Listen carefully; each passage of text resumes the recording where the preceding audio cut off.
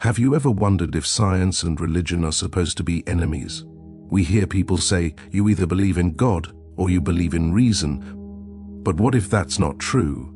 Today's video is about a man who tried to prove the opposite. A man who believed that reason, logic, philosophy, and science could actually work together with faith. His name was Thomas Aquinas.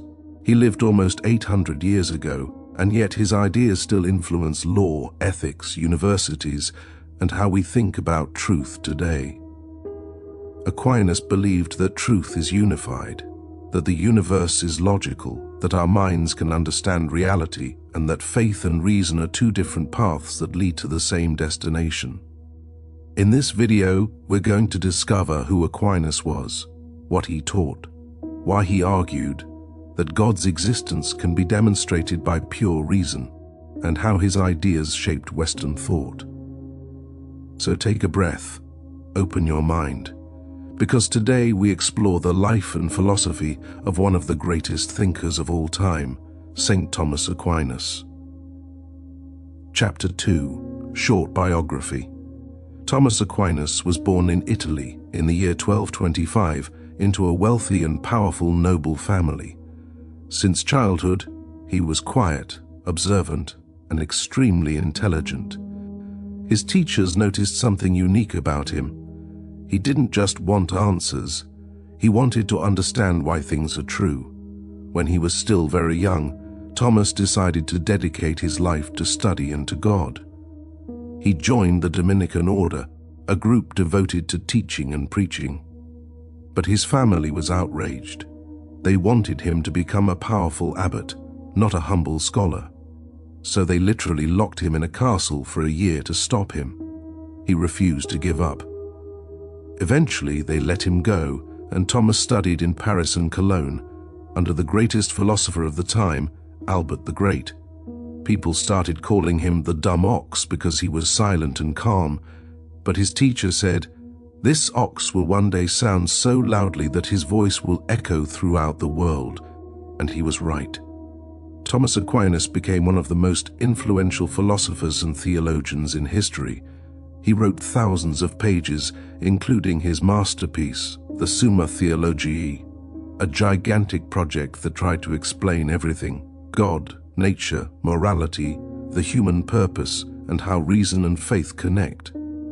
He died in 1274 at only 49 years old, but his influence never ended.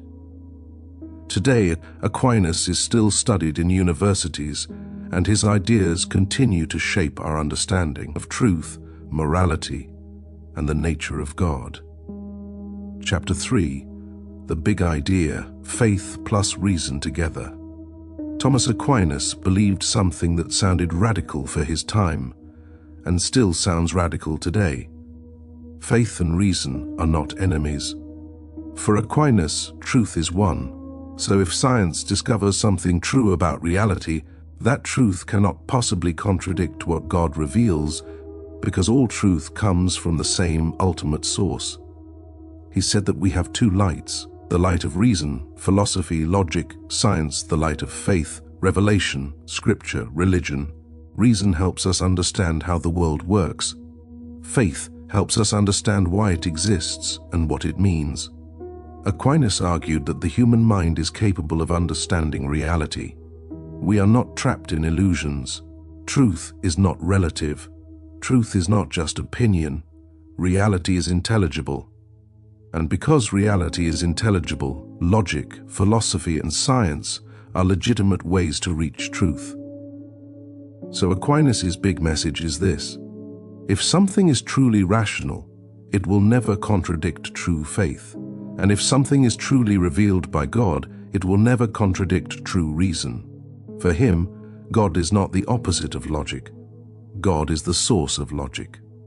Chapter 4, The 5 Ways. Thomas Aquinas believed that we don't need the Bible to know that God exists. He believed we can use reason alone, just by looking at reality, and reach that conclusion.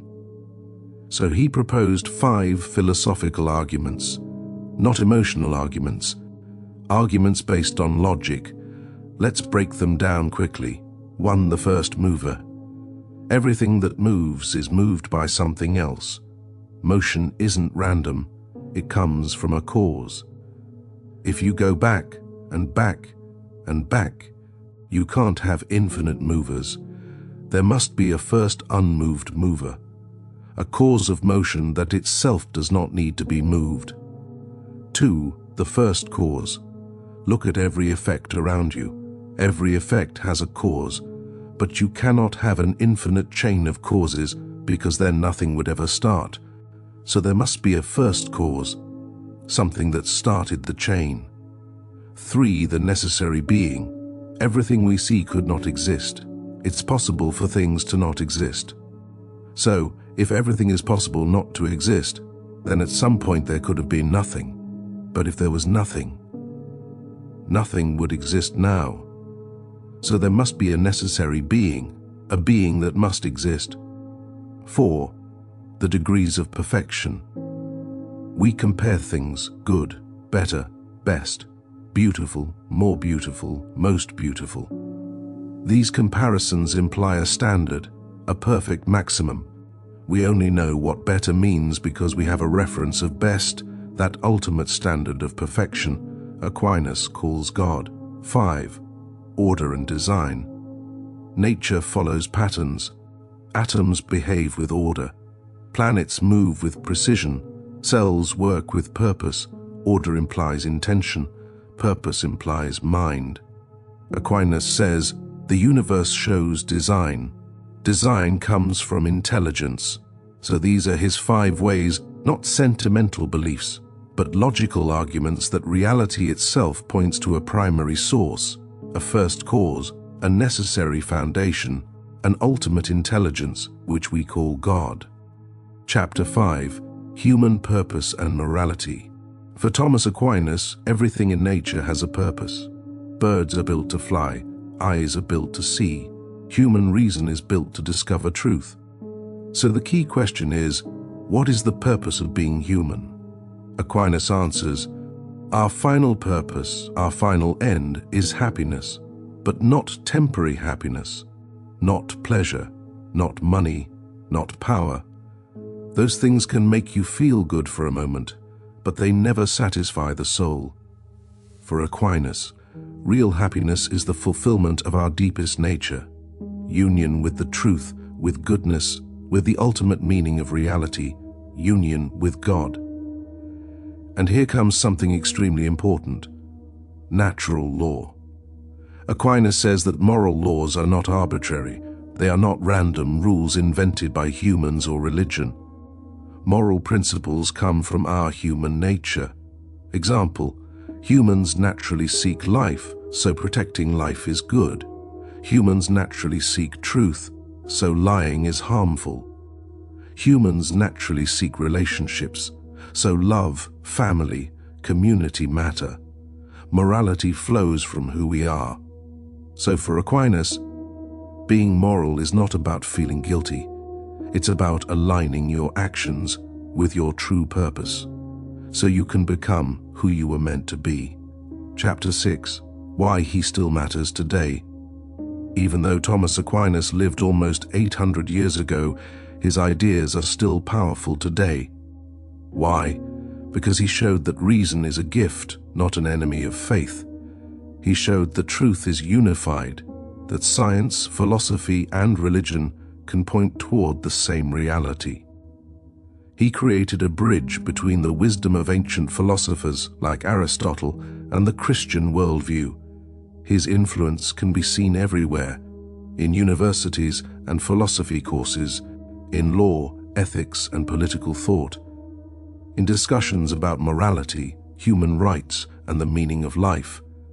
Even if you are not religious, Aquinas challenges us to think deeply about why things exist, about what is good, and about what it means to live a meaningful life. He teaches that reality is intelligible, that our minds can understand it, and that human purpose is not random, and that is a lesson that matters as much today as it did in the 13th century. Chapter 7. Call to Thought. So, what can we take from the life and ideas of Thomas Aquinas? He challenges us to think deeply, to question, and to seek truth. He shows that reason and faith are not enemies. They are two paths that lead to the same reality. If the universe is intelligible, if our minds can understand it, if truth exists, then maybe, just maybe, we can live a life guided by both reason and meaning. Thomas Aquinas reminds us, reality is not random. We have a purpose. Morality is not arbitrary. Truth is out there, waiting to be discovered. So, open your mind, seek knowledge, seek understanding. And maybe, in that search, you'll discover a deeper connection to truth, to goodness, and to the ultimate source of all reality. Thomas Aquinas still speaks to us today if we are willing to listen.